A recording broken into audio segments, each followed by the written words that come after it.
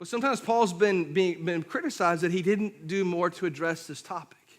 In fact, he mentions the role that Onesimus has, that he's a slave. He talks about that a little bit. But he never comes out outright and says, this institution is wrong. We have to deal with that. And some people have looked at Paul and they've been critical, saying, Paul, you could have done more, you could have said more. But there's two things that I want to encourage us as our takeaways as we leave this morning in dealing with really a sensitive topic, something that culturally was really sensitive then, and it's culturally still really sensitive now. We can all agree this is wrong. But how do you deal with that? And so Paul says this. Paul says, instead of dealing with the institution, because there's two things that Paul is going to communicate through what he writes in this. Number one, Paul's silence was leading towards a greater change. Paul's silence is leading towards a greater change.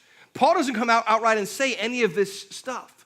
He knows it's wrong, but he also knows the church is a fledgling organization.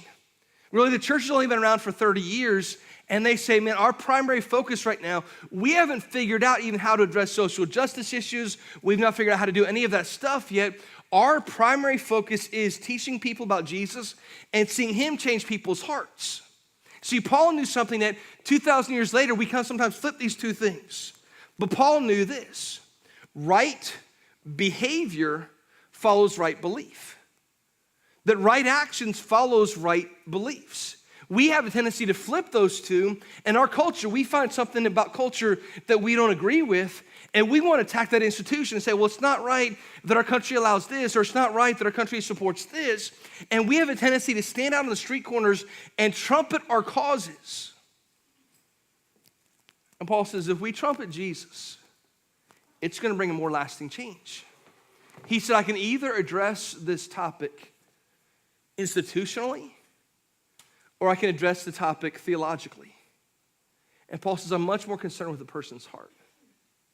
See, he knew if the church, as young as it was, if it started just to attack the different institutions, because there were people who were already on board saying, this is wrong, we have to deal with this. And there were riots, and there were people that were dying because of it. He says, if the church right away. Now, we're going to see Paul's not totally silent on the issue. That's not it at all. But he says, when it comes to this interpersonal relationship, I want to reach his heart, because I believe that if I can reach a person's heart, I can change his actions. Where if I try to deal with all the actions, I might never get to the heart.